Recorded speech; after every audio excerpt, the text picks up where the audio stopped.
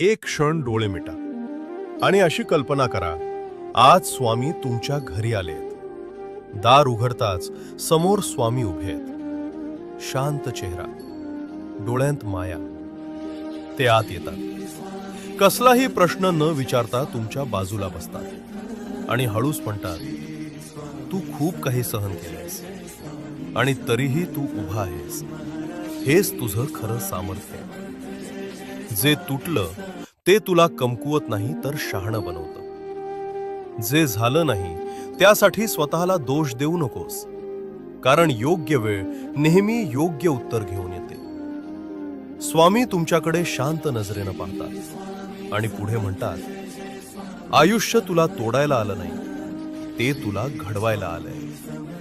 त्या एका क्षणात मन हलकं होतं, श्वास शांत होतो आणि आत कुठेतरी नवी उमेद जागी होते.